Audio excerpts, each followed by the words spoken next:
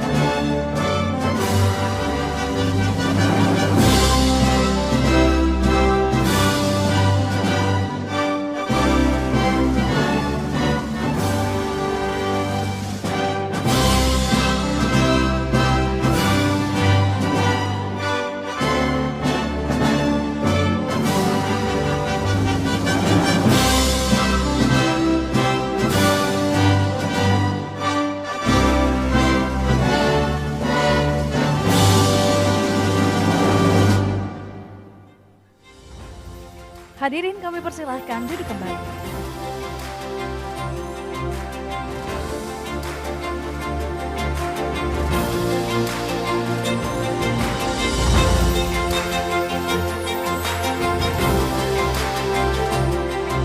Hadirin serta pemirsa CNBC Indonesia, selamat datang di Mind Dialogue.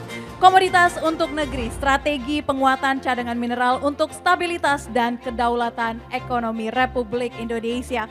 Boleh saya minta tepuk tangannya untuk acara kita pada siang hari ini? Hadirin sekalian, di tengah meningkatnya persaingan global dan dalam memperebutkan mineral strategis, Indonesia memiliki peluang besar untuk menjadikan kekayaan mineral sebagai penggerak pertumbuhan ekonomi, hilirisasi industri, serta penguatan daya saing nasional. Dengan adanya Mind Dialogue ini, persembahan CNBC Indonesia dengan Mind ID, kita akan menghadirkan para pembuat kebijakan, regulator, pelaku industri, akademisi, dan juga investor untuk membahas strategi penguatan cadangan mineral serta langkah-langkah konkret demi memperkuat stabilitas dan kedaulatan ekonomi Indonesia. Senang sekali hadirin sekalian, saya Syafinas Nasyar, jurnalis CNBC Indonesia. Saya akan memandu jalannya acara hari ini dan diskusi hari ini hingga usai nanti. Senang sekali saya bisa berjumpa kembali dengan wajah-wajah yang familiar. Dan sekali lagi kami ucapkan terima kasih sudah menghadiri Mind Dialogue CNBC Indonesia. Sebelum memulai rangkaian acara hari ini, saya akan ucapkan selamat datang kepada yang terhormat Bapak Todo Tua Pasaribu, Wakil Menteri Investasi dan Hilirisasi, Wakil Kepala BKPM Republik Indonesia. Terima kasih Pak Todo Tua. Yang kami hormati para pejabat Kementerian Lembaga Republik Indonesia, Bapak Sigit Puji Santosa, Chief Technology Officer Danantara Indonesia. Terima kasih atas waktunya. Bapak Heldi Satria Putra, Deputi Bidang Hilirisasi Investasi Strategis Kementerian Investasi dan Hilirisasi BKPM. Bapak Ma'ruf Syamsuddin, Direktur Utama Mind ID. Terima kasih atas waktunya dan juga para narasumber serta panelis Mind Dialogue yang kami banggakan. Tidak lupa juga kami ucapkan selamat datang kepada yang kami hormati jajaran Dewan Komisaris, Direksi dan Manajemen Mind ID serta anak perusahaan Mind ID dan juga seluruh tamu yang berbahagia. Tentunya acara hari ini bisa berselenggara dengan lancar berkat adanya dukungan dari Mind ID. Boleh berikan tepuk tangan sekali lagi untuk Mind ID. Hadirin yang terhormat, sebelum memasuki ruangan acara selanjutnya, marilah kita saksikan tayangan pembuka yang akan memberikan gambaran mengenai tema yang akan menjadi fokus diskusi kita pada hari ini. Untuk itu saya ucapkan selamat menyaksikan.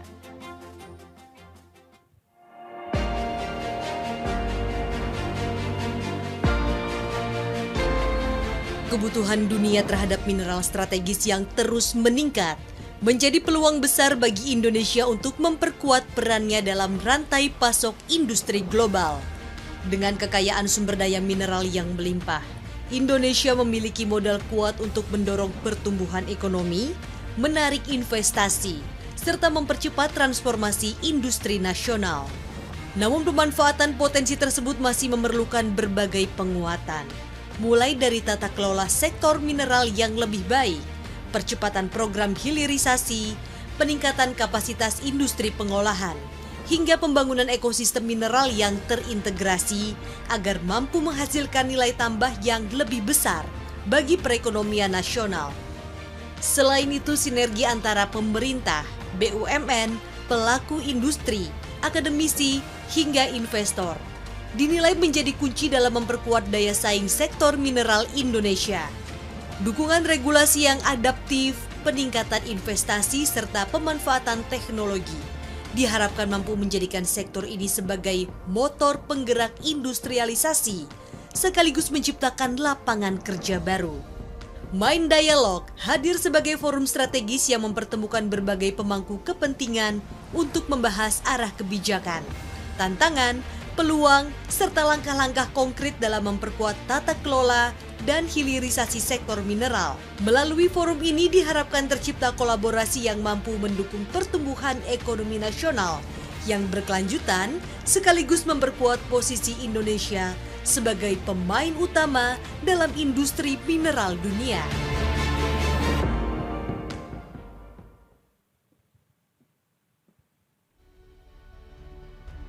Hadirin sekalian, untuk mengawali rangkaian Mind Dialogue hari ini, marilah kita simak welcoming speech yang akan disampaikan oleh Bapak Ma'ruf Syamsuddin, Direktur Utama Mind ID. Berikan tepuk tangan untuk Bapak Ma'ruf Syamsuddin.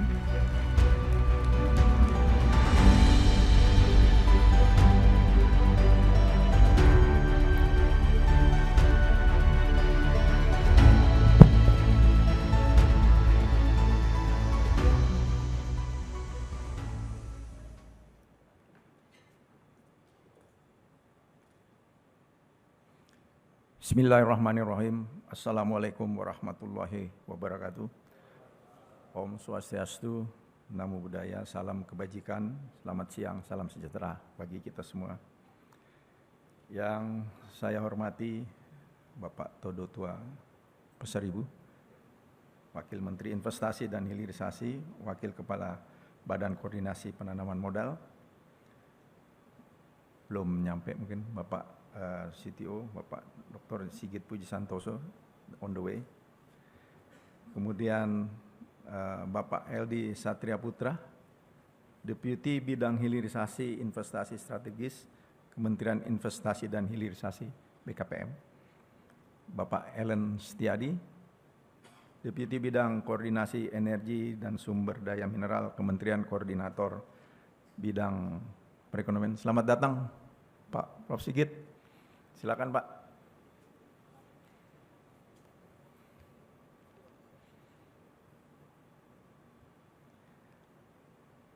Bapak Tri Winarno, Direktur Jenderal Mineral dan Batubara Kementerian SDM. Bapak Profesor Irwandi Arif, Chairman Indonesia Mining Institute. Ibu Afiliani, mungkin on the way kali, Ekonom Senior Institute for Development of Economics and Finance.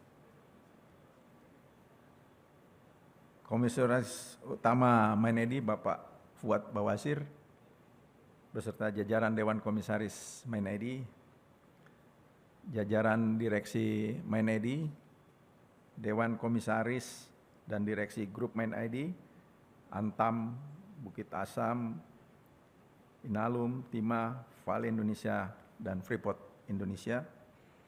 Bapak Wahyu Daniel, pemimpin redaksi CNBC, serta seluruh hadirin dan undangan yang saya hormati dan saya banggakan. Tentunya tidak lupa kita selalu memanjatkan rasa syukur, alhamdulillah kita dapat berkumpul pada hari yang berbahagia ini pada acara Mind Dialogue yang mengusung tema komoditas untuk negeri, strategi penguatan cadangan mineral untuk stabilitas dan kedaulatan ekonomi Republik Indonesia dalam kondisi yang sehat walafiat. Forum strategis ini menjadi momentum penting untuk membahas arah kebijakan dan mengurai tantangan dan peluang serta merumuskan langkah konkret dalam memperkuat tata kelola cadangan mineral nasional. Pengelolaan cadangan mineral bukan semata persoalan ekonomi, tetapi merupakan bagian dari kepentingan nasional dalam menjaga keamanan, kedaulatan, ketahanan ekonomi, dan kesejahteraan rakyat. Oleh karena itu, sumber daya mineral harus dikelola secara strategis, berkelanjutan, dan memberikan nilai tambah sebesar-besarnya bagi negara kesatuan Republik Indonesia, sebagaimana yang diamanatkan dalam pembukaan Undang-Undang Dasar 1945, yakni demi kemandirian dan kedaulatan pengelolaannya. Namun demikian, masih terdapat ruang perbaikan di aspek tata kelola. Tata kelola pertambangan rakyat yang belum efektif. Kondisi ini tentu memunculkan implikasi negatif, baik bagi industri maupun negara secara umum. Dari sisi industri, aktivitas tambang rakyat tidak jarang merambah ke area izin konsesi perusahaan. Hal ini secara langsung mendisrupsi pengelolaan sumber daya dan cadangan yang secara hukum merupakan tanggung jawab perusahaan. Sebagai komoditas strategis, emas perlu ditempatkan sebagai prioritas utama dalam penguatan tata kelola mineral nasional. Mengingat ketiadaan sistem keterlacakan atau traceability yang terintegrasi dan masih menyebabkan sebagian produksi tambang rakyat sulit masuk ke rantai pasok formal dan tidak terserap oleh fasilitas pemurnian yang memenuhi standar internasional sebagaimana kita ketahui London Bullion Market Association atau LBMA, sehingga berpotensi mengurangi penerimaan negara dan nilai tambah domestik dan juga kedaulatan Indonesia. Signifikansi emas makin kuat karena selain memiliki nilai ekonomi tinggi, emas merupakan salah satu aset yang dapat menjadi bagian dari cadangan internasional atau international reserve bank sentral. Oleh karena itu, emas adalah merupakan produksi dalam negeri yang berpotensi menjadi sumber aset strategis yang dapat mendukung penguatan cadangan devisa negara sesuai dengan kebijakan serta ketentuan Bank Indonesia. Sedikit saya menyampaikan latar belakang sebelum main dialog kita hari ini. Awal kami mendapatkan mandat sebagai Dirut MindID, kami banyak merasakan banyaknya kekayaan sumber daya alam mineral kita yang tidak bisa dimanfaatkan langsung oleh kita sebagai BUMN. Lebih banyak dimanfaatkan oleh pihak lain, juga BUMN, dan bisa gampang di-trace BUMN-nya. BUMN juga yang mengambil ini, tapi itu adalah BUMN yang memiliki teknologi hebat, memiliki keuangan yang hebat, yang mana kita sebut sebagai badan usaha milik negara lain. Mereka yang menguasai, bukan kita BUMN ini. Jadi kita boleh menyampaikan bahwa untuk apa kita sebagai BUMN tapi yang menguasai adalah badan usaha milik negara lain. Dia hadir di sini kelihatan secara formal, tetapi pemanfaatannya untuk kita kepada bangsa dan negara jauh lebih kecil dibandingkan untuk kepentingan nasional negara itu. Ini yang mendorong kami melihat pemerintah sudah mengambil langkah menertibkan timah di Bangka dan Belitung. Kemudian juga dengan PKH menertibkan sebagian nikel. Timah dan nikel ini gampang terdeteksi karena terkonsentrasi. Timah hanya ada di daerah Bangka dan Belitung dan sebagian di Kepulauan Riau. Nikel ya di daerah Sulawesi, bahkan sampai ke Maluku. Tetapi kalau emas, kalau kita lihat posisi silang Indonesia, mulai dari ujung paling barat di Aceh, sampai di ujung paling timur di Papua, semua tanah kita ada emasnya. Susah untuk mengontrol kekayaan alam sumber daya mineral emas. Di utara, Kalimantan, sampai ke selatan Pulau Jawa, juga bisa didapat emas, baik itu aluvial maupun yang premier. Tinggal kita bagaimana, siapa yang akan memulai membahas, mempersiapkan untuk menjaga kekayaan sumber daya alam mineral emas ini.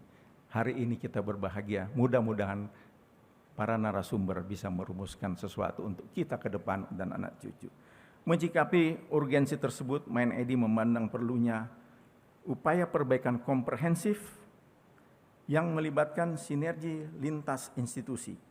Kami mengidentifikasi bahwa transformasi tata kelola cadangan mineral nasional harus di setiap simpul kunci proses bisnis pertambangan, yakni dari sektor hulu, menengah, midstream, hingga hilir. Tadi sempat bincang-bincang dengan Bapak Wamen. Saya sampaikan juga mungkin Bapak CTO ini bagus Pak untuk kita persiapkan, dan di sini ada Pak Elan dari perekonomian, ada Pak Tri dari Dirjen Minerba. Ada kelemahan kita Pak dengan kekayaan alam kita ini. Bagaimana kalau kita mewujudkan national mineral stockpile, supaya kita bisa mengatur kapan barang kita lepas, kapan barang kita simpan. Mungkin nanti Pak Wamen bisa mencarikan lahan di mana kita bisa memiliki national mineral stockpile dan juga batu bara.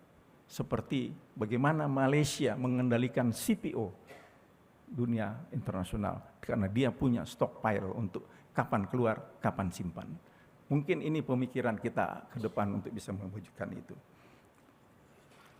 Di sektor hulu, kami mendorong transformasi proses formalisasi pertambangan rakyat menjadi IPR. Izin pertambangan rakyat melalui harmonisasi regulasi serta pembinaan teknis bagi pertambangan rakyat. Di samping itu penting untuk ditegaskan bahwa implementasi IPR seharusnya hanya mencakup aktivitas penambangan, bukan pengolahan. Yang kedua, memasuki sektor menengah atau midstream, kegiatan pengolahan biji harus diperkuat dengan melibatkan lembaga agregator berbadan hukum resmi. Kehadiran agregator ini berfungsi untuk menjamin keterlacakan rantai pasok menuju sistem formal. Pendekatan yang dapat diterapkan adalah konsep inti dan plasma. Mungkin kita belajar dari CPO, sawit barangkali, tapi dengan tata kelola yang lebih benar. Di mana badan usaha milik negara, negara kita beneran nih Pak, bukan negara lain, hadir sebagai pembina teknis sekaligus pembeli siaga atau off-taker yang memastikan kualitas hasil pengolahan sesuai dengan standar yang dipersyaratkan. Yang ketiga, di sektor hilir, perbaikan yang telah dilakukan dari hulu hingga midstream akan berdampak langsung pada peningkatan pasokan biji ke dalam rantai pasok formal. Peningkatan pasokan ini secara otomatis akan menunjang produktivitas hilirisasi komoditas tambang sehingga dapat diserap oleh pasar secara maksimal. Nah, ini tadi ini mungkin kalau kita punya national stockpile. Gitu. Sebagai ilustrasi, produksi emas antam hanya 743 kg atau 0,83% dari produksi nasional. Ini kalau salah datanya, saya akan minta pertanggungjawaban Profesor Irwandi, karena saya tanya sama Profesor Irwandi. Berasal dari perusahaan yang 99,17% itu berasal dari perusahaan lain. Kondisi ini menunjukkan bahwa penguatan Antam tidak semata diarahkan pada peningkatan produksi tambang, tetapi pada penguatan peran strategis di sisi hilir. Akhir kata, saya menyampaikan apresiasi yang luar biasa dan terima kasih yang sebesar-besarnya pada kehadiran serta kontribusi gagasan Bapak dan Ibu sekalian. Kami berharap yang kita diskusikan dalam forum ini dapat membawa nilai manfaat yang besar bagi kedaulatan ekonomi serta kesejahteraan rakyat Indonesia, khususnya legacy untuk anak cucu kita generasi penerus. Semoga Allah Subhanahu wa taala senantiasa memberikan ikhtiar kita dalam mewujudkan Indonesia yang berdaulat atas kekayaan alamnya dan terhindar dari badan usaha milik negara lain yang menikmati kekayaan alam mineral dari bumi Nusantara. MindID for Indonesia and the world. Sekian, terima kasih. Wassalamualaikum warahmatullahi wabarakatuh.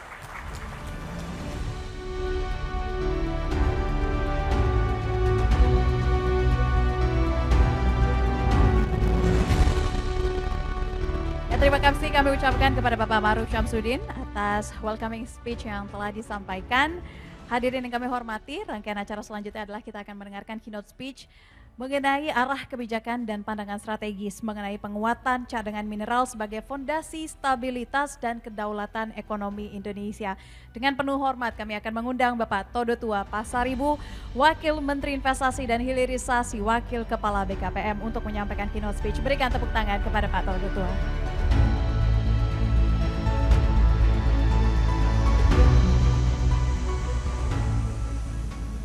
Terima kasih. Assalamualaikum warahmatullahi wabarakatuh. Selamat sore, salam sejahtera buat kita semuanya. Om Swastiastu, Namo Buddhaya, salam kebajikan. Pertama-tama yang kami hormati, tuan rumah daripada acara ini, Bapak Ma'ruf Syamsuddin sebagai Direktur Utama MindID, tentunya beserta jajaran direksi. Hadir juga Komisaris Utama MindID, Bapak Fuad Bawasir.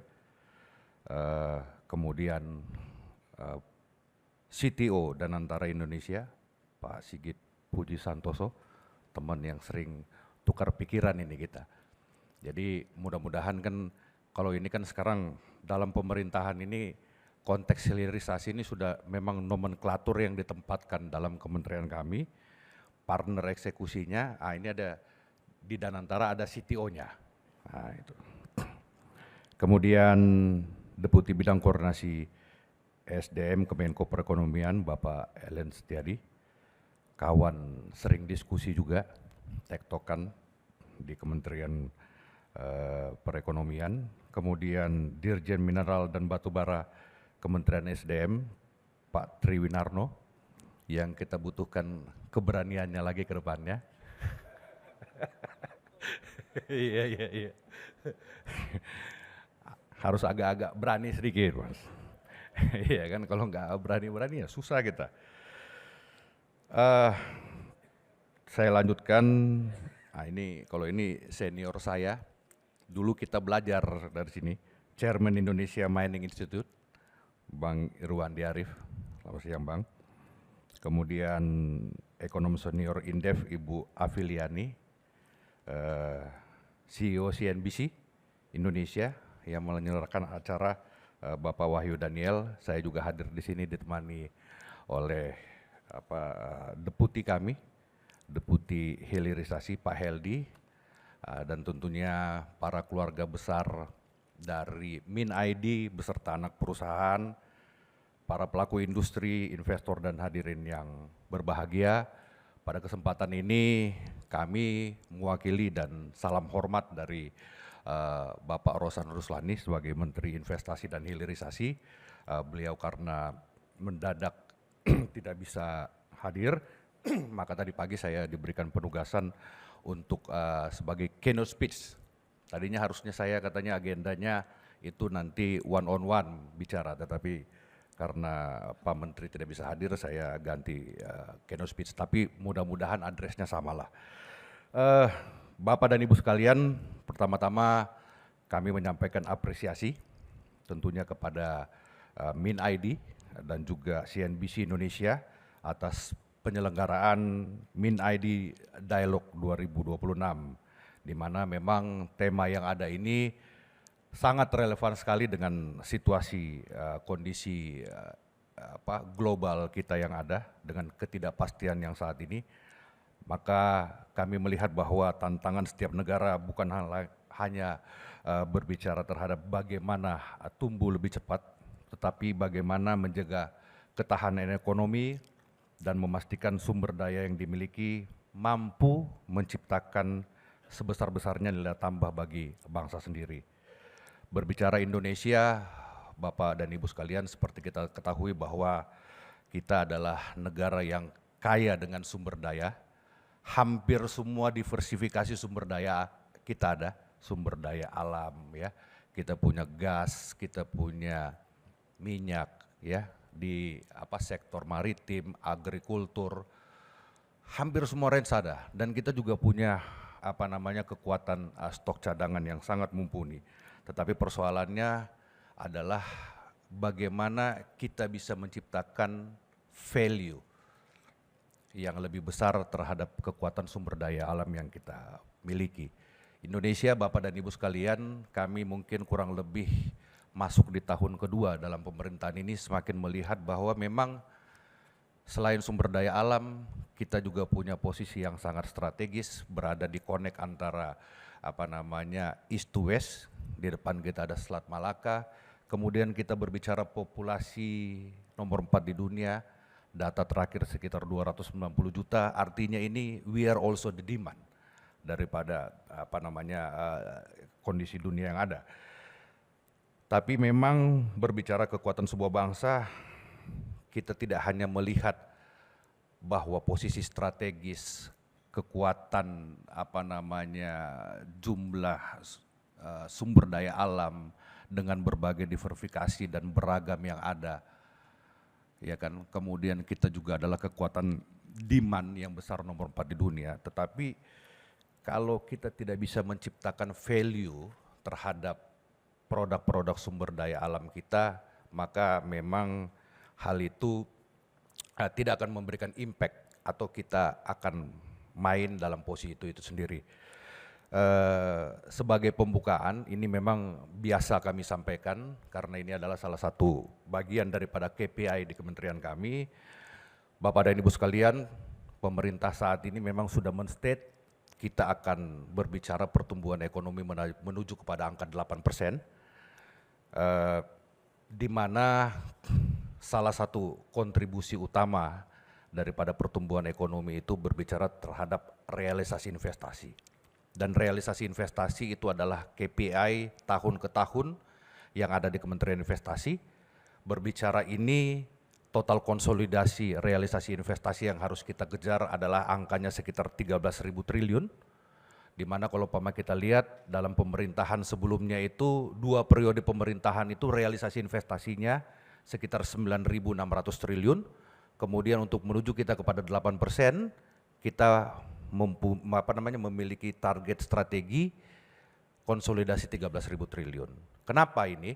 Karena memang saat ini berdasarkan data, itu kan faktor-faktor penyumbang terhadap pertumbuhan ekonomi adalah satu, demand consume, kurang lebih sekitar 55%-an. Kemudian realisasi investasi, sekarang sudah masuk angka di 30%-an. Waktu kami pertama-tama diberikan penugasan di Oktober 2024, realisasi investasi itu kontribusinya kurang lebih sekitar 26-27%. Sekarang sudah naik menjadi 30%. Sisanya itu adalah angka ekspor dan government spend. Kurang lebih 4 faktor inilah. Sehingga berbicara kita kalau mau menuju kepada 8%, maka memang salah satu indikatornya yang harus kita genjot adalah angka realisasi investasi. 2025 daripada target sekitar 1.950 triliunan, ya kita bisa achieve naik sekitar 3%-an di atas itu.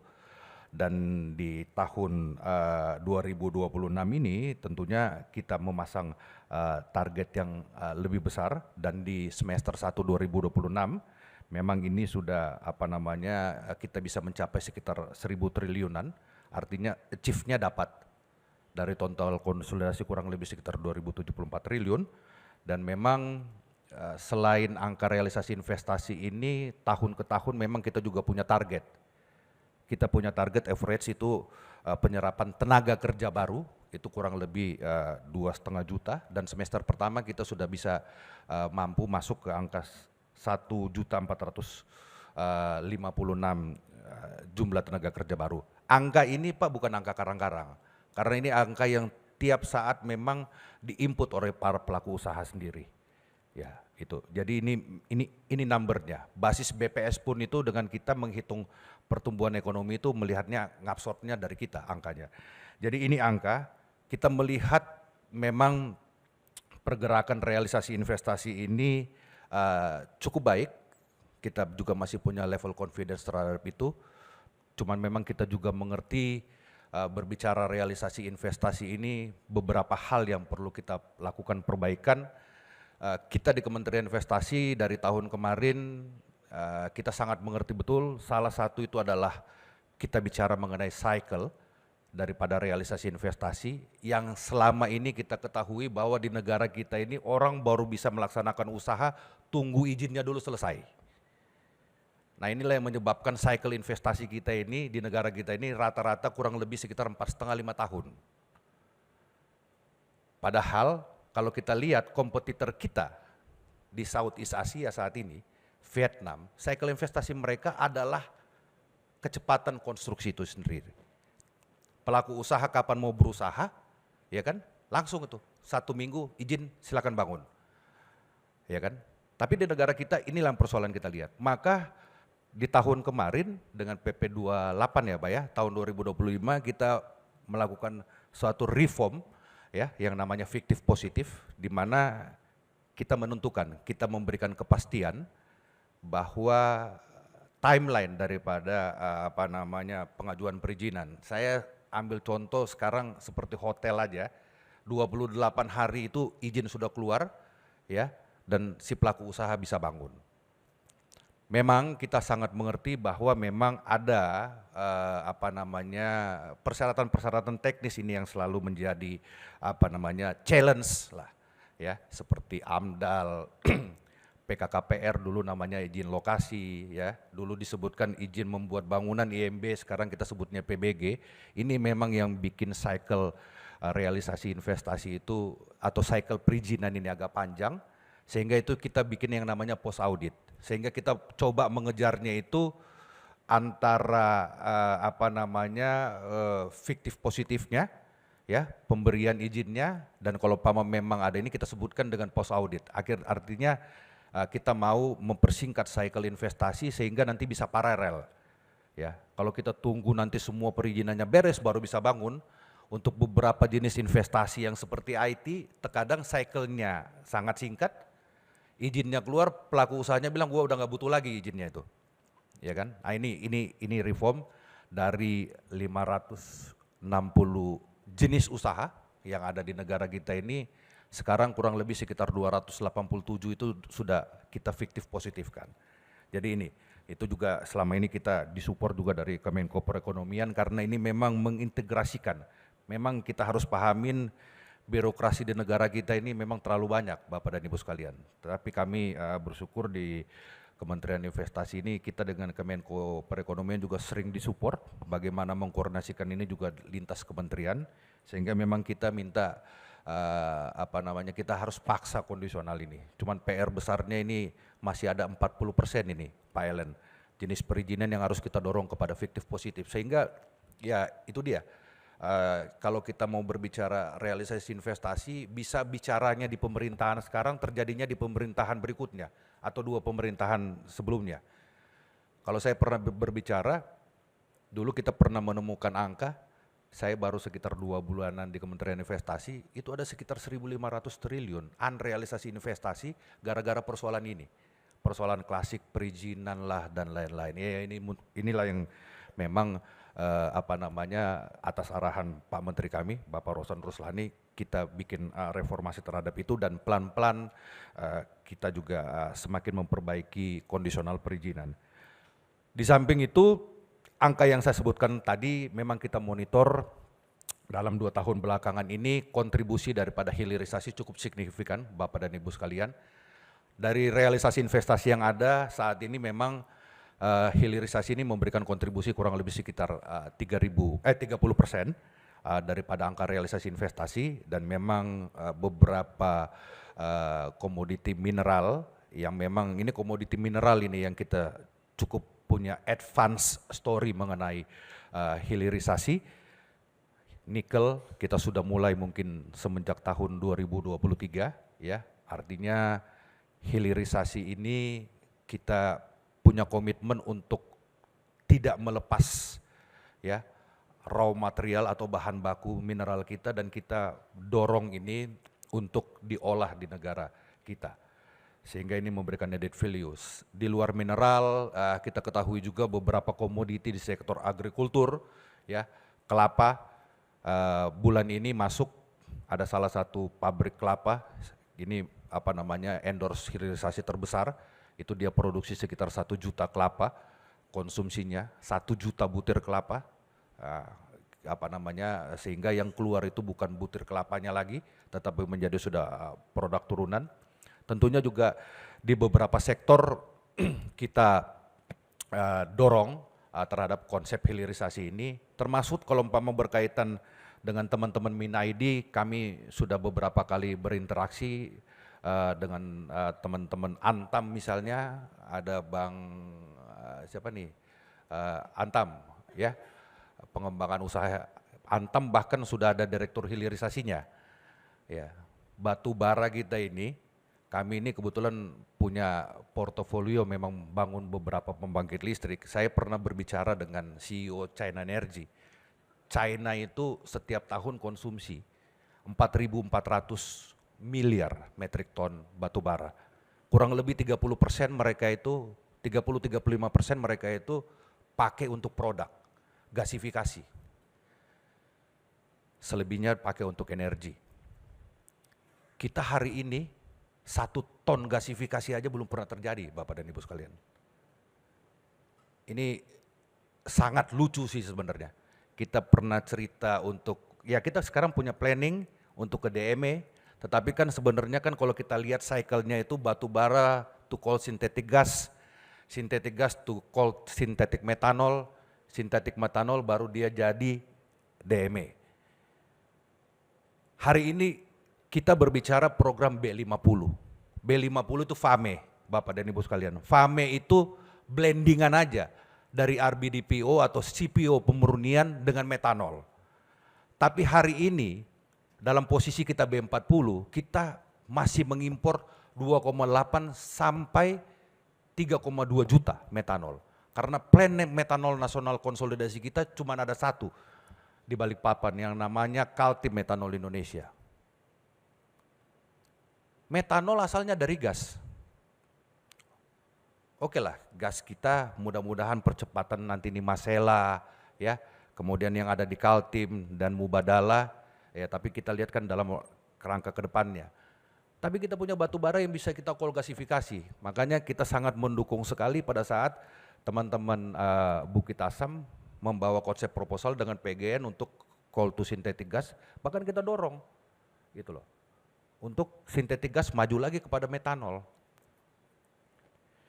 Bapak dan Ibu sekalian,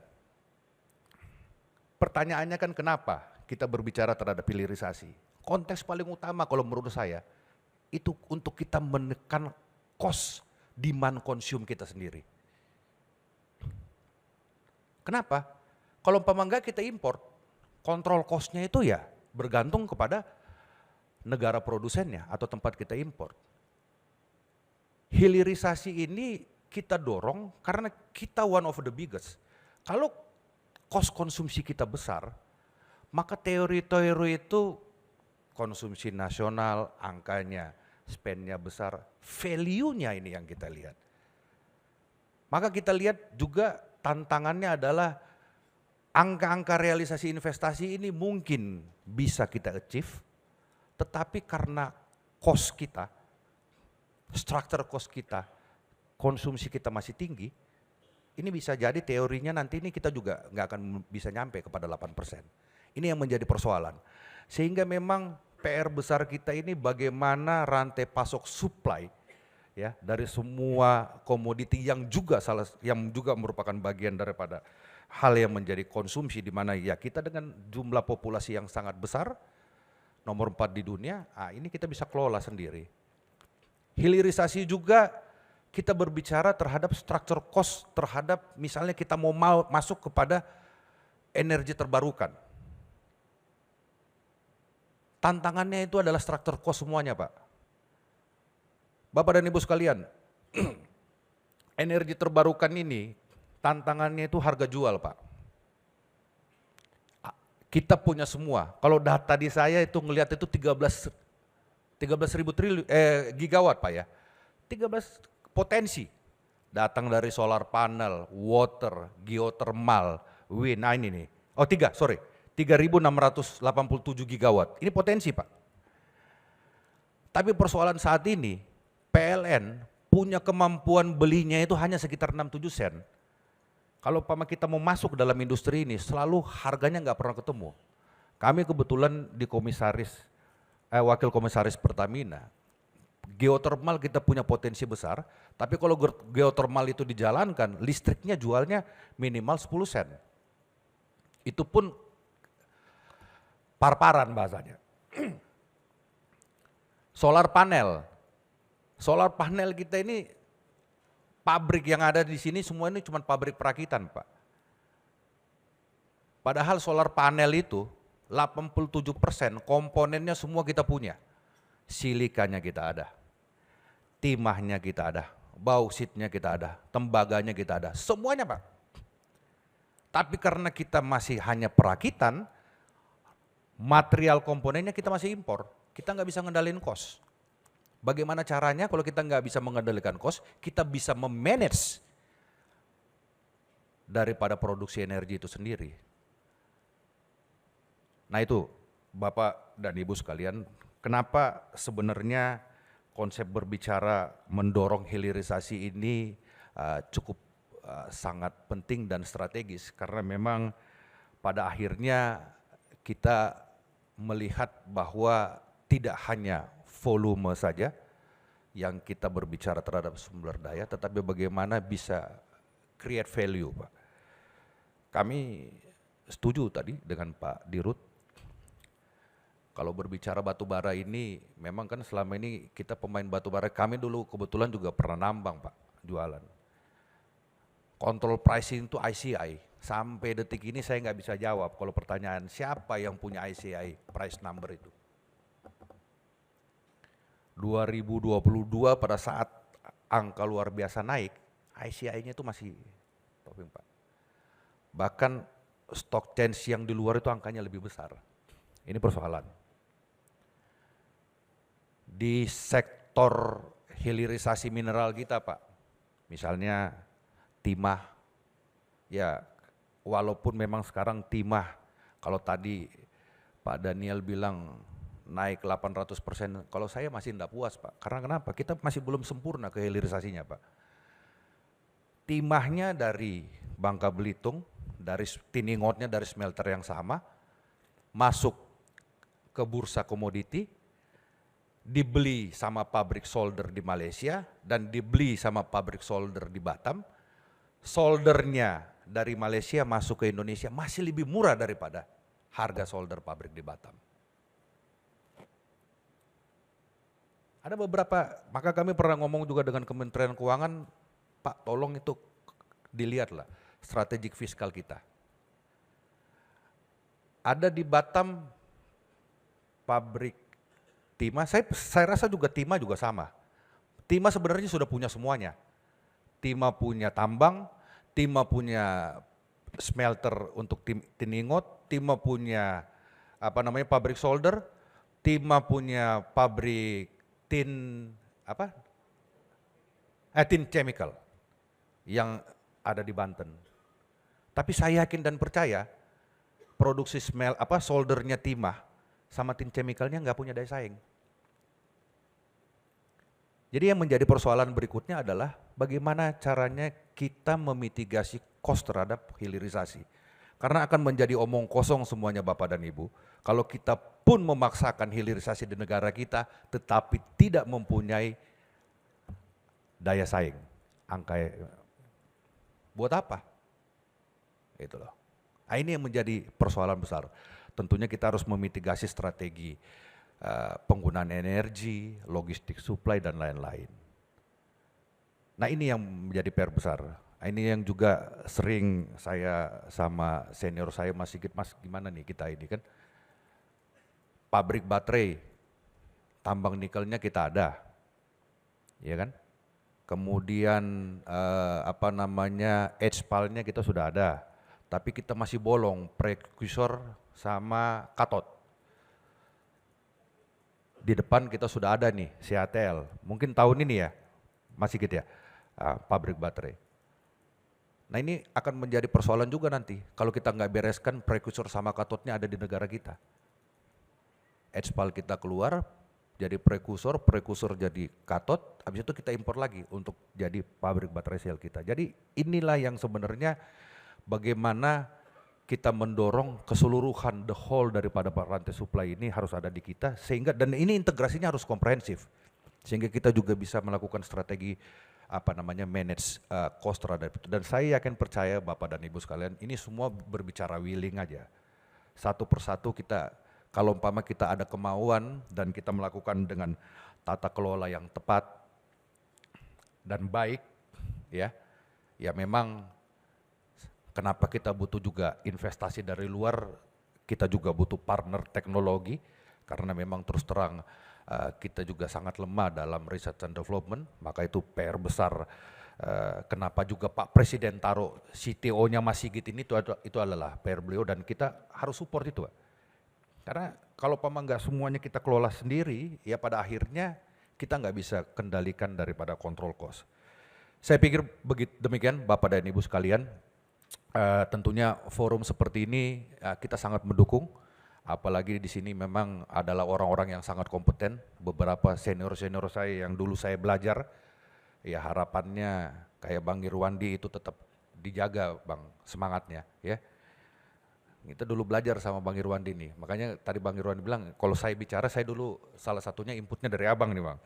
Kebetulan kita jadi wakil menteri ya kita ngocehnya begini sekarang, tapi ya itu Pak, itu tadi kita ke depannya itulah yang menjadi tantangan. Sebagai penutup, Bapak dan Ibu sekalian, tujuan akhir hilirisasi bukan sekedar membangun smelter, tujuannya adalah membangun struktur industri nasional yang kuat dan mandiri. Mari kita ubah keunggulan sumber daya menjadi keunggulan industri menjadi keunggulan teknologi, dan keunggulan teknologi menjadi kekuatan serta kedaulatan ekonomi Indonesia. Terima kasih. Wassalamualaikum warahmatullahi wabarakatuh. Waalaikumsalam warahmatullahi wabarakatuh. Pak Doto, untuk tetap di atas panggung, Pak Tua, kami akan memberikan apresiasi. Kami undang kembali Pak Ma'ruf Syamsuddin untuk bisa menyerahkan tanda apresiasi kepada Bapak Tua Pasar Ibu.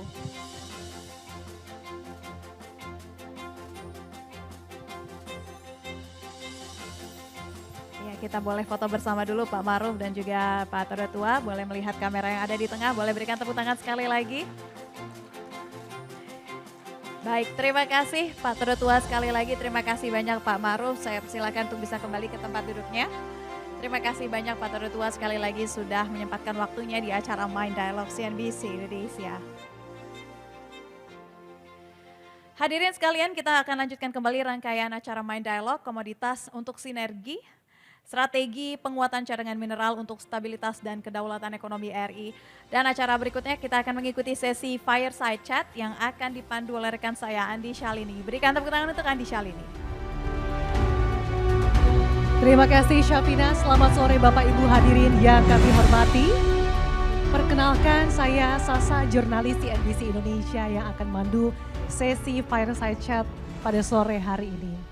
Bapak Ibu, di tengah dinamika geopolitik global, kita tahu bahwa mineral strategis saat ini dipandang bukan lagi hanya sekedar komoditas, melainkan merupakan bagian penting dari kekuatan ekonomi hingga ketahanan sebuah negara. Kita tahu Bapak Ibu, Indonesia memiliki potensi yang luar biasa.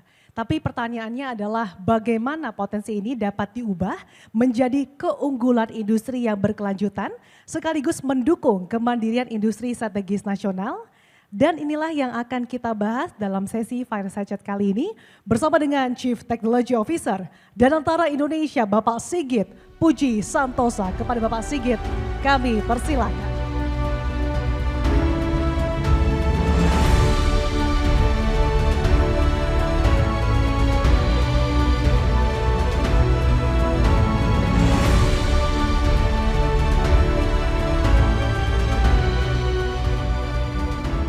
Selamat sore Pak Sigit, apa kabarnya Bapak? Alhamdulillah Pak, sehat dan juga terima kasih atas undangannya dari Saiful Boyd, Pak Maruf dan kawan-kawan. Sangat luar biasa hari ini rencana acara ini. Terima kasih Pak. Terima kasih Pak Sigit juga sudah meluangkan waktunya karena kita tahu bahwa saat ini di era pemerintahan Presiden Prabowo Subianto kita tahu dalam asta cita utamanya dalam poin kelima Pak, hilirisasi, industrialisasi ini kan terus didorong bahkan ingin dilanjutkan ya Pak ya. Dan kemudian tujuannya adalah untuk bisa menciptakan nilai tambah bagi negara Indonesia. Tapi kalau dalam perspektif Danantara, sebetulnya bagaimana sih Pak peran Danantara dalam mengubah kekayaan sumber daya yang kita miliki menjadi sebuah kekuatan industri yang benar-benar berkelanjutan dan juga bisa mendorong pertumbuhan ekonomi nasional? Baik, terima kasih Mbak Sasa ini. Bismillahirrahmanirrahim. Assalamualaikum warahmatullahi wabarakatuh. Salam sejahtera bagi kita semua. Adalah suatu sesuatu yang luar biasa kita di Indonesia diberikan kemakmuran terhadap kekayaan alam yang luar biasa. Jadi kami di sini di Danantara memiliki strategi yang sangat agresif. Yang pertama adalah kita harus melakukan integrasi yang menyeluruh terkait dengan bagaimana proses hilirisasi sumber daya alam yang kita miliki. Jadi integrasi yang kami maksud adalah kita harus dari hulu sampai hilir.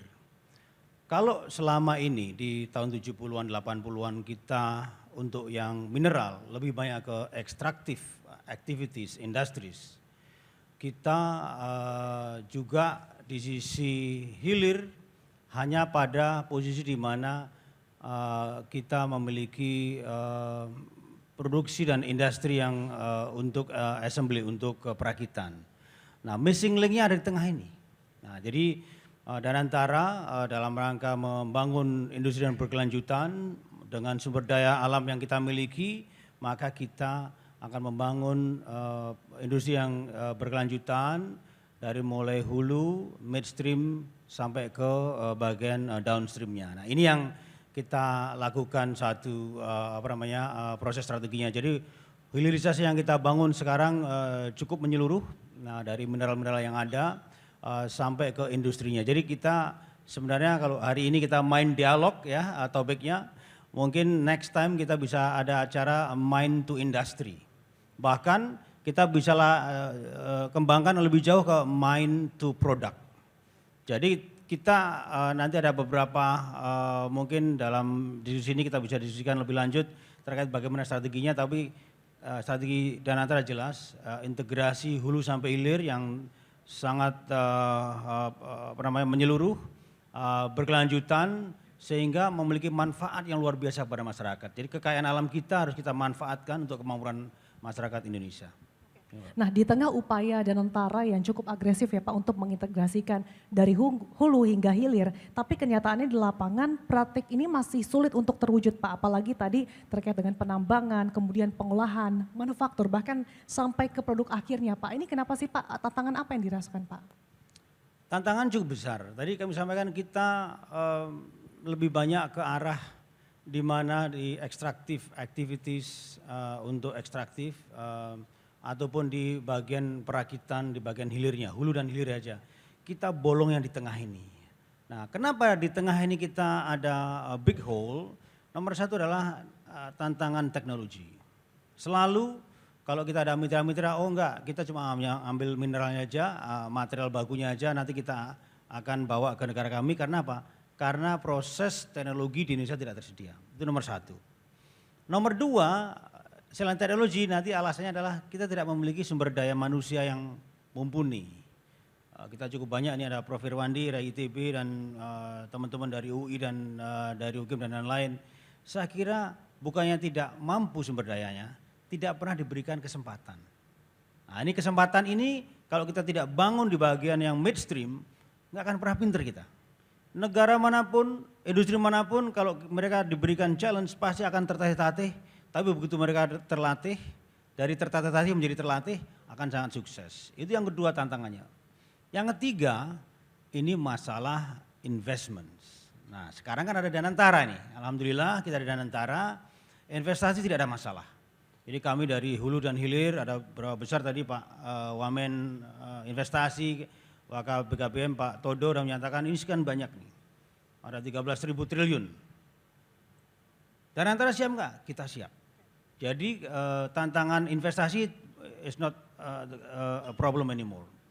Nah yang keempat ini selalu masalah off-taker. Nah, ini off-take ini kita punya pasar besar, tapi kadang-kadang kita terpecah-pecah. Walaupun kita banyak BUMN, kita selalu terpecah-pecah, ada yang flavornya import, ada flavor yang setengah jadi, ada yang flavor jadi. Dengan Danantara kita integrasikan semua dirijen untuk investasi, off-take, dan juga di bagian hulunya, ada hulu dan hilir, kita integrasikan. Jadi insya Allah nanti kita akan bisa bangun industri, walaupun dengan tantangan tadi, industri kita, industri mineral sampai ke sisi hulunya, ada sisi hilirnya akan bisa tercapai dengan baik. Oke. Ini cukup menarik Pak, ada beberapa yang menjadi gap gitu ya Pak, tadi teknologi, SDM, investasi sampai off-taker. Mungkin kita bisa bahas satu Pak, dari teknologi sendiri Pak. Sebetulnya kalau terkait dengan teknologi, seberapa besar sih kesenjangan teknologi kita Pak? Apa yang perlu dilakukan untuk mengatasi gap ini? Apakah memang kita perlu membangun teknologi sendiri atau memang kita masih ketergantungan Pak pada teknologi global, provider global? Bagaimana Danantara melihat kesenjangan ini Pak? Ini terima kasih nih Mbak Sasa, pertanyaan sangat dalam. Tapi saya kira begini, gapnya memang di beberapa teknologi khusus tidak jauh. Contoh aluminium.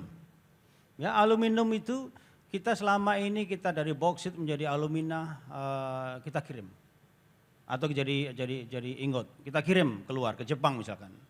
Tapi kami industri untuk extruded untuk aerospace, untuk otomotif atau bahkan untuk senjata. Kita selalu menunggu 5-6 bulan. Apakah teknologinya susah? Tidak. Saya kira within our reach teknologinya. Baja juga demikian. Jadi sistemnya sama. Jadi begitu ada bahan baku seperti aluminium, kita ekspor. Nanti begitu barang jadinya yang sheet aluminiumnya ataukah paduan aluminiumnya kita impor kembali menjadi komponen. Jadi sebenarnya ini kita tidak terlalu jauh, gapnya nggak terlalu jauh. Yang agak jauh memang mineralnya berbasis untuk semiconductor. Juga untuk beberapa mineral-mineral khusus, critical minerals memang agak jauh karena memang hanya negara tertentu yang bisa menangani itu. Tapi bukan menjadi masalah. Kita punya strategi di mana kita melakukan strategic partnership. Jadi kemitraan strategis di mana kita memiliki share terhadap kita punya mineral, you punya teknologi, tapi kalau you nggak dapat mineral dari kita, maka nggak bisa jalan. Kita strategic partnership, kita bangun kolaborasi R&D, kita ajak semua perguruan tinggi. Kami di Danantara kemarin alhamdulillah oleh Bapak Menteri Dikti Saintek bersama Presiden dikumpulkan 2.600 rektor dan dekan, kami tawarkan dari 31 sampai 40 industrialisasi yang ada di Danantara, kami tawarkan topik-topik industri mana saja yang menjadi kekuatan masing-masing perguruan tinggi kita ajak. Nah inilah yang menjadi dasar kita agar kita bisa menutup gapnya dari perguruan tinggi. Tapi dengan kementerian strategis kita bisa membangun resource dan juga kita membangun pengalaman dan experience agar kita bisa sukses. Jadi tadi strategic partnership menjadi kunci ya Pak untuk menjembatani tadi Betul, gap terkait dengan teknologi. Tapi yang cukup menarik Pak Sigit, kalau hilirisasi berhasil menghasilkan tadi bahan baku material di dalam negeri, pertanyaannya Pak, seberapa siap sebetulnya tadi industri dalam negeri ini bisa menyerapnya? Sejauh mana sih Pak industri dalam negeri seperti pertahanan, semikonduktor, kemudian kita tahu otomotif, ada juga kereta api, sampai elektronik Pak, ini sudah betul-betul siap menggunakan produk hasil hilirisasi dalam negeri atau mungkin tadi menjadi jawaban juga untuk mengatasi tantangan bagian off-taker? Ya. Kami telah melakukan mapping, jadi di Danantara kita apakah di DAM dan DIM dan juga di City Office dan juga sekarang ada yang baru di DMF, kita melakukan mapping. Berapa sih kebutuhan terkait supply chain terkait beberapa industri? Saya kira tidak terlalu jauh. Tapi kami memiliki mindset begini, industri yang mineral untuk logam misalkan yang advanced materials, kita memiliki pangsa pasar luar biasa. Untuk yang pertama industri transportasi, otomotif, kemudian industri pesawat, kemudian industri rumah tangga misalnya aluminium dan industri pertahanan. Seharusnya cukup besar.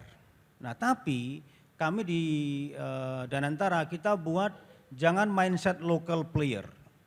Kita harus bisa ekspansi ke regional bahkan sampai ke global player. Nah, ini kalau kita hitung kita bisa masuk. Apakah bisa kompetitif? Kita harus tekan cost structure-nya serendah mungkin sehingga bisa visible.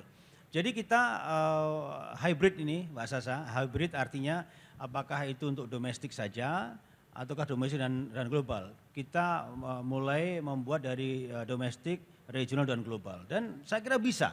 Kami sudah berapa kali berkunjung ditugaskan oleh Pak Presiden dan juga dengan beberapa menteri ke kolega kita industri di Jepang, di UK, di Inggris, di Prancis dan lain-lain.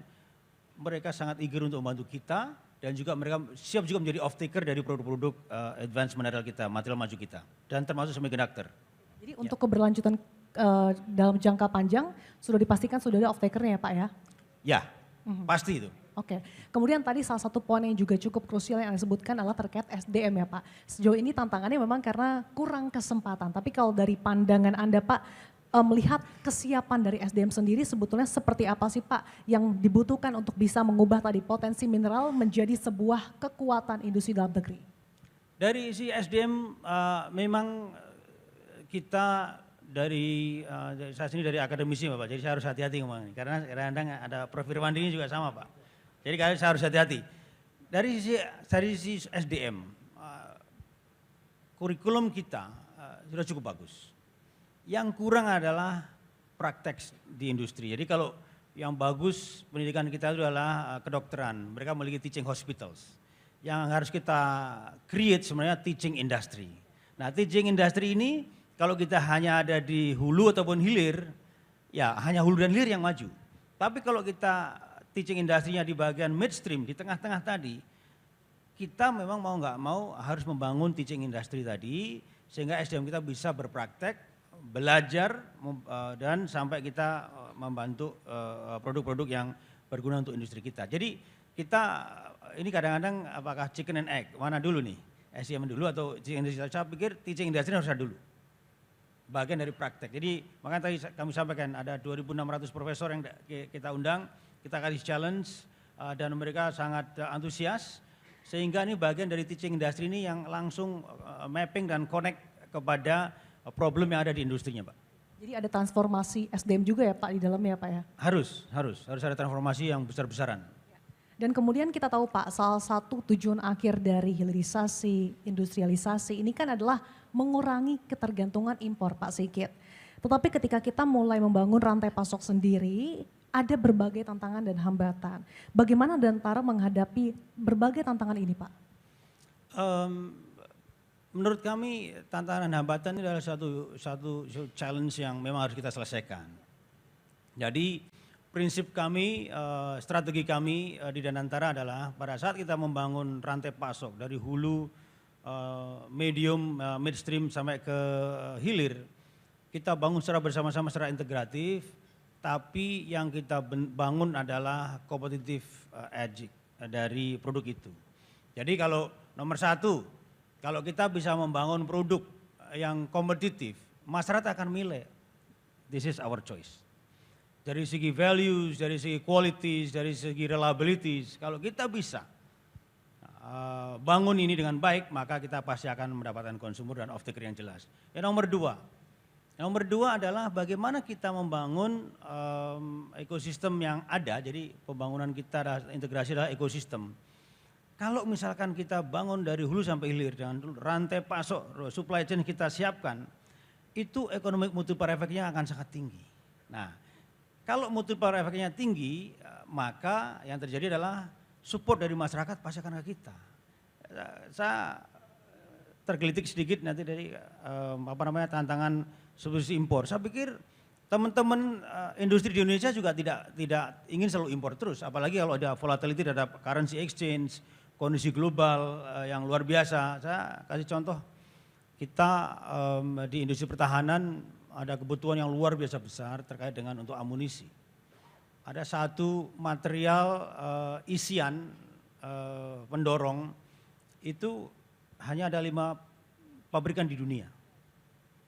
Dan itu yang mengontrol semua kebutuhan di dunia. Kalau kita order sekarang, 2-3 tahun baru ada. Kenapa? Karena untuk perang. Tapi alhamdulillah kita lakukan R&D bersama perguruan tinggi, bersama mitra, kita lakukan sertifikasi, NATO standar sudah terpenuhi. Dan yang paling penting adalah materialnya semuanya dari Indonesia. 100%. Jadi begitu kita bisa, nah sekarang kita lagi scaling up. Dari 10 ton menjadi 70 ton menjadi 1000 ton. Kalau 1000 ton kita udah bisa fulfill untuk yang isian tadi, kita bahkan bisa ekspor nanti kalau pada saat kita multiplikasi sampai ke 2000-3000 ton.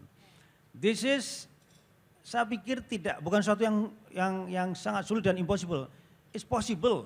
Caranya bagaimana? Ya kita lakukan SDM yang ada, kita lakukan kerjasama dengan yang ada di China dan kita gunakan sumber daya yang ada di Indonesia. Insya Allah semuanya akan mendukung kita, Mbak. Jadi saya pikir tidak mungkin kita harus impor terus. Substitusi impor itu bukan berarti kita harus menggeser yang lain, bukan.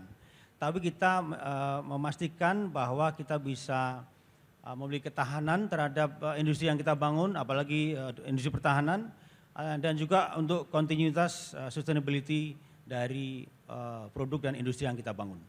Lalu bagaimana Pak ketika misalkan produk mineral strategis itu sudah bisa diserap dalam negeri, ini juga bisa menghasilkan nilai competitiveness di pasar global? Pasti, ada beberapa industri yang kami sedang bangun, ini dan antara sudah masuk ke industri semiconductor misalkan. Kita invest cukup besar, ada satu platform yang cukup bagus untuk semiconductor, 94% platform semiconductor itu menggunakan mitra yang kita pilih ini. Yang 6% adalah yang open source. Begitu kita masuk ke ekosistem ini, ternyata ini kami baru pulang minggu lalu kita dengan semiconductor ekosistem industri, ternyata visibilitas dari Indonesia dan Danantara, BUMN di bawah Danantara luar biasa tinggi. Permintaan untuk kerjasama, bahkan mereka siap menjadi off-taker luar biasa banyak. Beberapa critical mineral juga cukup banyak, hampir setiap hari kami meeting. Kemarin kami dengan US, minggu lalu kami dengan UK, minggu sebelumnya kami dengan Belanda dan dengan Jepang, almost every week, Mbak. Jadi off-takernya menurut saya tidak hanya dipakai untuk lokal, domestik, tapi global juga siap. Apalagi ini teman-teman ini teman-teman yang bergerak di bidang pasal 33 nih. Pasal 33 mineral ini teman-teman ada di ruangan ini, Pak. Saya kira ini potensi ke depan yang luar biasa sekali. Dan tentunya ini berkaitan ya Pak dengan melihat peta dinamika geopolitik global yang ada, tentunya tadi berkaitan dengan mineral strategis ini menjadi sebuah kekuatan ekonomi ataupun pertahanan negara juga Pak Sigit. Nah salah satu yang mungkin juga menjadi sorotan adalah rare earth element Pak atau logam tanah jarang. Nah ini bagaimana sih Danantara melihat pengembangan untuk rare earth element ini Pak ke depannya? Ya, jadi alhamdulillah ini kira-kira sekitar tahun 2024 awal kita melihat tren dunia di mana logam tanah jarang menjadi komoditas yang sangat eksklusif, sangat mahal dan tidak banyak yang memiliki. Nah kami bersama tim waktu yang dibentuk oleh Bapak Presiden terpilih melakukan mapping. Ternyata potensi kita tidak kecil juga, cukup besar. Nah, tapi rare earth adalah the forgotten mineral yang sudah cukup lama. Bahkan kalau dilihat 2 bulan lalu Mbak, KBLI dan HS Code, jadi code untuk logam tanah jarang itu tidak ada di Indonesia. Artinya apa? It's forgotten. Nah kami alhamdulillah kita bersama-sama dengan tim di Kementerian Dikti bersama teman di ESDM, kita bangun badan industri mineral yang khusus mengelola logam tanah jarang ini. Nah kita mengembangkannya tidak hanya di ekstraktif. Logam tanah jarang kita harus bangun di 3 level. Hilirisasi level 1 adalah di bagian bahan bakunya, apakah itu SHP, sisa hasil produksi, ataukah mineral yang kita tambang langsung. Ternyata kita ada dua-duanya, cukup besar. Nah yang keduanya kita harus proses midstreamnya dalam bentuk kombinasi senyawa rare earth oxide. Nah ini juga cukup bagus, enrichment cukup bagus, alhamdulillah industri kita bisa. Industri kita sudah bisa membangun rare earth oxide ini. Nah yang sangat challenging, yang sangat memerlukan teknologi tinggi adalah yang bagian di pemisahan elemen. Refinery inilah yang kita kejar. Alhamdulillah kita mendapatkan mitra-mitra yang luar biasa dan kita akan segera kembangkan ini bersama teman-teman di BRIN, bersama teman-teman di perguruan tinggi, dan intinya nanti kita akan ada kemandirian untuk pengolahan separation elemen ini secara nasional ataupun dengan mitra-mitra dari luar. Tapi intinya di 3 level tadi, jadi level 1 di mineral bakunya, material bakunya, kemudian di rare earth oxide-nya sampai ke elemen. Nah, tapi sebenarnya tidak selesai di situ. Kami di Danantara melihatnya jauh lebih besar lagi impact-nya. Kita harus, misalkan salah satu yang sangat kritikal adalah NdPr, neodymium praseodymium. Itu adalah bahan baku permainan magnet untuk motor traksi EV. Nah kami di Danantara sekarang sedang membangun juga ada namanya Perminas, PT Perusahaan Mineral Nasional yang nanti akan mengelola rare earth ini. Nanti akan kita bangun juga industri permainan magnet. Industri permainan magnet nanti ada motor traksinya sampai ke motor dan mobil EV-nya. Jadi kita melihatnya secara holistik dari hulu sampai hilir. Rare earth itu untuk yang EV. Untuk yang defense itu cukup banyak potensinya, ada cukup banyak di Indonesia. Nanti untuk misalkan baja armor, kita dengan teman-teman di Krakatau Steel sudah pertimbangkan dan sudah bisa masuk untuk baja armor. Hanya saja kita harus sempurnakan. Dan sampai ke material untuk semiconductor, radar, sensor dan lain, kita segmen semuanya Pak, secara holistik. Targetnya kapan Pak? Untuk ke industri refinery untuk yang midstream, insya Allah dalam waktu dekat ini 1-2 bulan ini kita sudah mulai bangun industrinya. Insya Allah tahun depan kita sudah bisa menghasilkan produk yang rare earth oxide. Mungkin dalam waktu 1,5 tahun dari sekarang untuk yang separation elemen berjalan.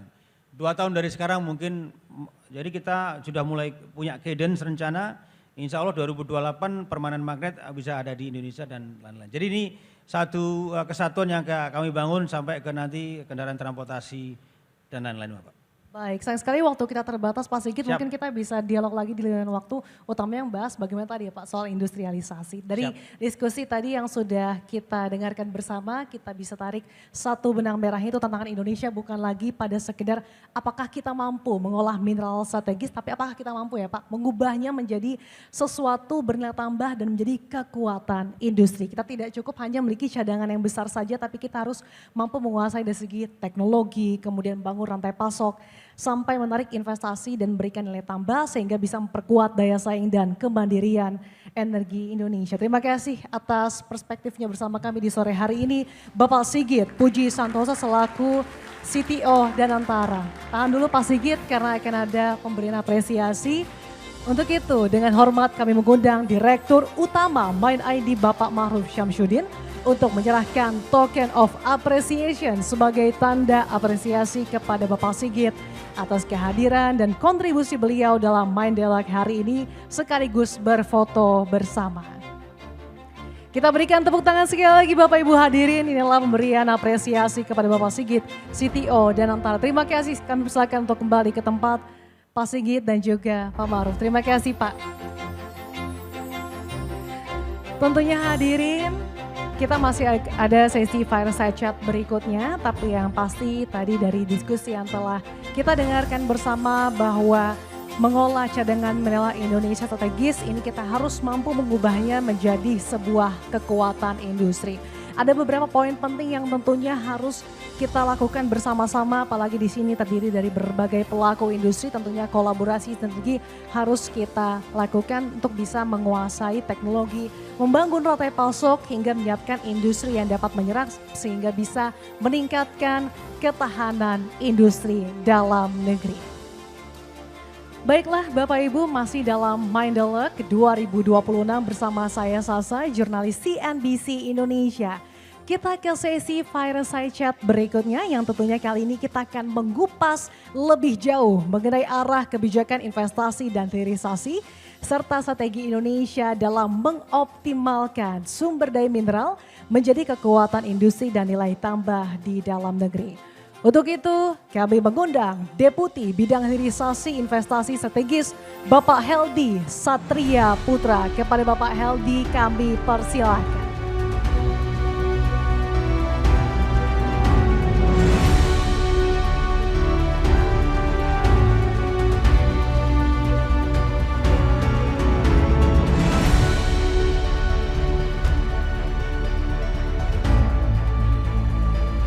Terima kasih Pak Sigit atas waktunya. Kami persilakan untuk melanjutkan agenda berikut.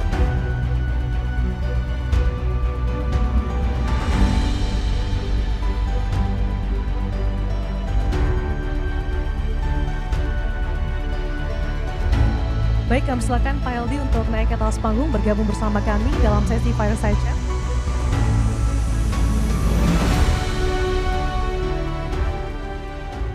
Selamat sore Pak Heldy, apa kabar ya Pak? Sore, baik, alhamdulillah. Pak Heldy, kita tahu pemerintah saat ini sedang gencar-gencarnya Pak mendorong hilirisasi dan kita tahu memang Indonesia ini memiliki modal yang besar ya Pak, mulai dari cadangan mineral hingga batu bara. Tapi tantangannya adalah bagaimana membuat potensi sumber daya ini benar-benar menarik bagi investor dan juga pada saat yang sama mampu melahirkan industri dalam negeri. Kita ingin tahu Pak, apa sebetulnya strategi pemerintah untuk menarik investasi ke proyek-proyek hilirisasi sekaligus memastikan bahwa investasi yang masuk ini tidak berhenti pada pengolahan bahan mentah saja tapi berlanjut menjadi industrialisasi dan menciptakan nilai tambah bagi Indonesia sebesar-besarnya. Oke. Terima kasih, bismillahirrahmanirrahim. Assalamualaikum warahmatullahi wabarakatuh. Selamat sore. Menjawab pertanyaan tadi, mungkin saya sedikit cerita mengenai hilirisasi di Indonesia. Jadi sebetulnya di Undang-Undang Minerba nomor 4 tahun 2009 itu sudah memandatorikan kita untuk melakukan hilirisasi. Namun itu belum berjalan ya secara optimal. Sehingga di tahun 2020 kita waktu itu melarang ekspor nikel dalam bentuk biji nikel atau sebagai bahan mentah. Nah disitulah kita awali sebetulnya cerita hilirisasi ini. Itu tahun 2020. Kemudian kami mendapat tugas untuk membuat roadmap hilirisasi. Kenapa? Tadi karena hilirisasi sudah disampaikan oleh ini ahli-ahli guru-guru kita tentang hilirisasi sebetulnya sudah bicara tadi. Ya, bagaimana kita memberikan nilai tambah kepada sumber daya alam kita karena kelihatannya kita tidak bisa mendorong ekonomi dengan apa yang sudah kita lakukan seperti biasa. Salah satunya adalah kita juga ingin mendorong selain nilai tambah tadi bagaimana industri kita dapat kita tumbuhkan karena waktu itu sudah ada isu deindustrialisasi. Jadi hilirisasi ini pengolahan sumber daya alam yang tentunya melalui industrialisasi. Nah, persoalan tadi kalau mengenai bagaimana kita menarik investasinya. Jadi waktu kami menyusun roadmap hilirisasi, itu kami menentukan sebetulnya sumber daya alam mana yang kita miliki yang memang itu terbaik untuk kita lakukan hilirisasi saat ini. Jadi ada beberapa kriteria. Kriteria yang pertama adalah mengenai cadangan. Para pelaku usaha, investor tidak akan membangun industri kalau tidak ada kepastian atau sustainability dari bahan bakunya. Oleh karena itu kita buatlah gitu ya, Satu, kita identifikasi data mana cadangan kita yang memang kita itu terbesar dunia, gitu loh. Atau paling tidak kita memang lebih unggul dari negara-negara pesaing kita. Waktu itu kita dapatkanlah 28, bukan hanya mineral, tetapi juga ada untuk perkebunan, kelautan dan sebagainya. Karena itu juga sumber daya alam yang kita miliki, yang kita memang the best atau nomor satu. Seperti ikan kita nomor satu. Kenapa nikel? Karena nikel nomor satu. Nah kemudian bagaimana dengan mineral yang lain? Itu juga kita lihat walaupun tidak nomor satu tapi dia harus memang punya kelebihan. Nah dari situ baru investor mau. Oke. Yang kedua tadi sudah dikatakan apa sih challenge-nya kita gitu loh. Challenge-nya kita untuk membangun kita nggak punya teknologi. Karena kita belum menguasai teknologi maka sumber daya manusia kita juga belum siap sebetulnya untuk itu. Apa yang kita lakukan supaya investor mau datang? Pertama, kami mengidentifikasi lagi siapa champion investor-investor yang memang mereka punya teknologi terbaik untuk bisa mengolah sumber daya alam kita. Itu kita petakan. Sehingga pada saat kita tawarkan, kita mendapatkan investor yang memang memiliki kemampuan teknologi terbaik dan mereka pun mau karena kita sudah siap dengan data untuk hilirisasi yang akan kita jalankan. Kedua, bagaimana dengan sumber daya manusianya? Itu juga ditanya kita. Nah, disinilah kita membuat program vokasional. Tadi pada saat kita membawa para investor yang memiliki teknologi, kita menyediakan fasilitas insentif fiskal. Sehingga mereka mau. Karena mereka tahu berusaha di negara kita juga susah-susah gampang. Jadi mereka waktu menghitung IRR-nya dan sebagainya juga tidak mudah. Banyak data yang tidak ada dan sebagainya kita dorong dengan insentif. Itu mereka juga mau. Nah yang kedua mengenai sumber daya manusia. Kita dorong dengan paket vocational incentive juga. Kita berikan 200% dari total biaya yang mereka keluarkan untuk mendidik. Ya, sehingga mereka bisa mendapatkan insentif itu. Apa yang terjadi? Yang terjadi begini Bapak Ibu, pada saat salah satu industri, ini saya katakan aja industri baterai. Pada saat mereka membangun konstruksi, kita dorong mereka untuk melakukan vocational kepada sumber daya manusia kita. Mereka didik, bahkan mereka kirim ke negara asalnya untuk belajar ilmu pengetahuan sekaligus melihat bagaimana industri itu berjalan di negaranya. Nah, membangun itu butuh 2-3 tahun kadang-kadang. Nah, dengan waktu yang 2-3 tahun ini mereka siap, maka sumber daya manusia Indonesia juga sudah siap. Dan itu sudah kita lakukan dan sudah berjalan. Ini strategi yang kita lakukan untuk kita bisa menarik investor. Jadi ini bukan strategi yang biasa-biasa saja, yang tanpa dipikirkan. Disitulah kita membuat bagaimana perencanaan hilirisasi di Indonesia. Sekarang berkembang, hilirisasi tidak hanya bicara nikel. Kita bicara hilirisasi bauksit, kita bicara hilirisasi tembaga atau koper. Ya, karena seluruh sumber daya alam tadi itu memang kebutuhannya, demand-nya tinggi. Jadi ini kriteria kedua yang kami lakukan. Kita mencari sumber daya alam yang demand-nya kita tahu akan terus meningkat ke depan. Sehingga ini akan mau investor. Nah di situ Bapak Ibu ya seperti koper. Koper ini nggak mudah kita mendorong bagaimana mereka melakukan hilirisasi. Dan kita alhamdulillah berhasil mendorong pembangunan smelter dari tembaga. Nah sebetulnya di mana kebutuhannya? Salah satunya sekarang industrinya pun sudah terbangun. Pada saat kita membuat baterai mobil listrik, itu kita membutuhkan lapisan yang namanya copper foil. Kita biasa aluminium foil selama ini. Copper foil itu untuk memberikan batasan dari satu, jadi ada wafernya, yaitu Bapak Ibu ahlinya lah. Ya, itu untuk itu yang paling tepat pakai copper foil. Nah itu sudah kita pikirkan, bagaimana supaya ini juga bisa tersedia. Itu. Nah, yang lainnya itu kita dorong lagi membangun hilirisasi ini dengan membangun ekosistemnya. Jadi tidak hanya kita memikirkan produk awal saja, tapi bagaimana produk ini berlanjut sampai end produknya. Nah, ini yang harus kita awasi juga.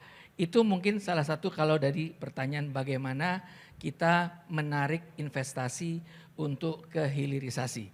Dan apa kendalanya? Ya kurang lebih itu mudah-mudahan bisa. Oke, jadi memastikan cadangan yang berkelanjutan, teknologi SDM dipersiapkan sampai kartu merah melalui berbagai kebijakan insentif fiskal ya Pak ya. Dan kalau tadi kita berbicara soal pentingnya membangun ekosistem yang terintegrasi khususnya hilirisasi, sekarang mungkin kita coba lihat potensi komunitas lain Pak yang memiliki potensi juga yang cukup besar yaitu emas. Oke.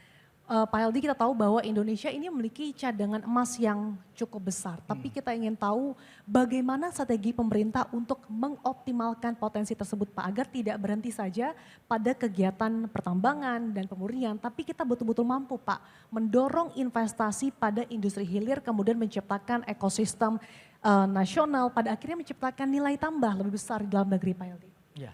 Nah, emas ini juga merupakan salah satu ya komoditas yang kita dorong hilirisasinya. Kenapa?